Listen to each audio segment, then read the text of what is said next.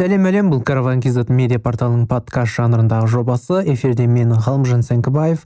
Бүгін әдеттегідей шоу бизнес жаңалықтарына шолу жасаймыз. Олай болса, кеттік, біз бастаймыз.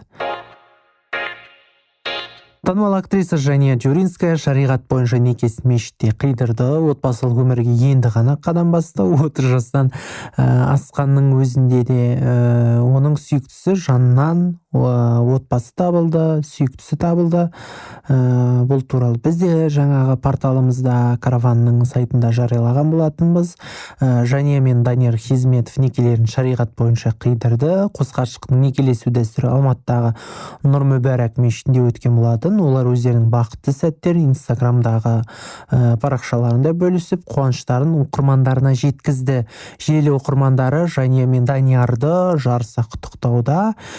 Еске салайық, осы Жания Дюринскаяға Данияр Хизметов Түркия елінде, қателеспесем Стамбулда болу керек, үйленуге ұсыныс тастаған болатын, ұсыныс жасаған болатын. Ол әрине иә деп қабылдаған болатын. Естеріңізде болар. Не дейміз, жастарға бақыт тілейміз. Және бір айта өтетін жайт, мінекей Жания Дюринская 30-дан өтіп бара жатыр, қателеспесем жасы. Дегенмен де жаңағы қазақта айтады ғой, жақсылықтың ертегеші жоқ, немесе қуаныштың ертегеші жоқ деген сияқты. Сол сияқты қай жаста болсаң да тұрмысқа шығуға, үйленуге мүмкіндік болады. Ол әрине маңдайыңа жазылып тұрса. Сондықтан да ойлаймын, осы жылы көптеген жандар шаңырақ көтерді деп ойлаймын, үміттенемін.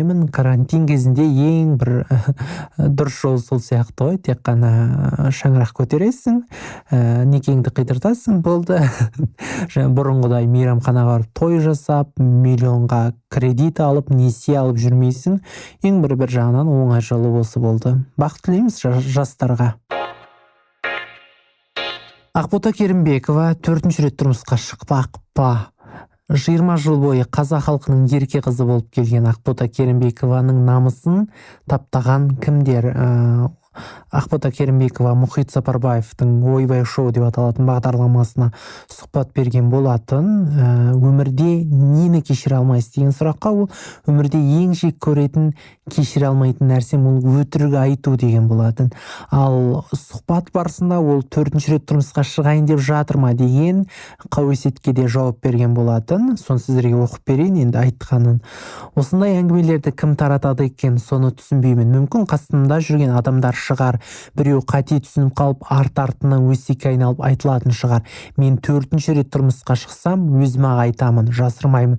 Өйткені ол менің өз еркім, менің бақытым, менің қызығым, менің шыжығым. Мен оны не үшін жасырамын? Мен 4-ші рет тұрмысқа шыққан жоқпын деп жауап берді. Соған орай ол одан сайын тағы бір жауап берді. Әрине жалғыздық Аллаға ғана жарасқан, кім болса да өз жүрегінің жартысын тапқанын қалайды. Ол уақыттың еншісінде, сол себепті мен мынадай жігітті армандаймын, күтемін деген жоспарымда жоқ деп ол нүкте қойған болатын. Бұл қауесетке байланысты. Менің ойымша Ақбота Керімбекова енді балаларын қарап, немересі бар, қателеспесем, дәл сондай жасқа келген сияқты өзінің балаларын қарап, немерелерін қарайтын. Сондықтан да өзінің жаңағы серігін, өзінің жарысын табатын жастан кетіп қалдау, менің ойымша. Сіздер қалай ойлайсыздар? Тағы да Айнұр Тұрсынбаева тағы да сынға қалды. Тұрсынбаева стакандағы су техникасын қате үйретіп, оңбай қателескен үшін кешірім сұрады. Тұрсынбаева стакандағы су техникасы пайдаланған үшін Инстаграм желісінде оқырмандарынан кешірім сұрап, арнайы пост жариялаған болатын. Мен алғаш мотивациялық кітаптарды ақтарып бастағанда ең бірінші оқығаным Зеландтың Трансерфинг кітабы болды. Қатты ұнаған соң қазақшалай бастадым. Келіспейтін жерлерінде болды. Әрине ішінде атақты стакандағы су техникасы туралы жазылған. Кейіннен ютубта батыстың эзотериктерінің басым бөлігі соны қолданатын білдім. Діннен хабар бар бір ағадан сұрағанымда суға дем салып ішу исламда да бар дегесін сабақтарымды өзім қолдандым. Мен біраз болды араб тілін үйреніп бастап жатырмын. Арасында аят, сүре, хадистерді оқимын. Ең қызығы Зеландтың да, Кехоның да, Деспензоның да, басқалардың да айтып жүргендері Құранда бар болып шықты. Және жасап жүрген техникаларыма күдік пайда болды. Жолдасым Құранды емін еркін болмаса да бір кісідей оқи алады. Осыны нақтылап берші деп едім. Сен дем салып үйретіп жатқан жоқсың, судан сұратып үйретіп кетіпсің. Бұл күнәнің үлкені деп кесіп айтты. Басым жерге жеткенше еліп сіздерден кешірім сұраймын деген пост бар. Ол бұдан да ұзақ посты. Енді бір жағынан біз демократиялық елде тұрамыз, сондықтан да барлығын айтып сіздерге жеткізбей ақ қояйын. Осылай жазған болатын. Естеріңізде болса, айтыскер ақынның күйеуімен түскен суретін жариялап, арнайы пост жариялап, ол да бір сынға қалды демей ақ қояйын. Енді көптеген пікір таласқа ие болды. Сол баяғы Борат. Дикий Арман қазақтарға Боратты жазалайық деген ұсыныс жасады. Дикий Арман атымен танымал Арман Жұмагелдиев Борат 2 фильміне қатысты өз ойын желіге жазып, бүкіл қазақты Бораттың жазасын беруге шақырды. Борат жайлы маған өтініштер көп келіп жатыр. Әрине менде болып жатқан жайттан хабардармын, және де менің намысым ауыр тиіп жатыр. Айта кетейін деген, бұл сізден өте алыс мемлекетте болып жатыр. Сол себепті оны сол қиын болып жатыр. Біреулер оны Америкада десе, басқалар Англияда деп жатыр. Пікірі өте көп. Жаңағы жазғаны қысқа нұсқа тоқталатын болсақ, Боратты жазалайық деген жазба қалдырған. Менің жалпы Дикий Арманды бізде бір қылмыстың бір серкес деп жатады.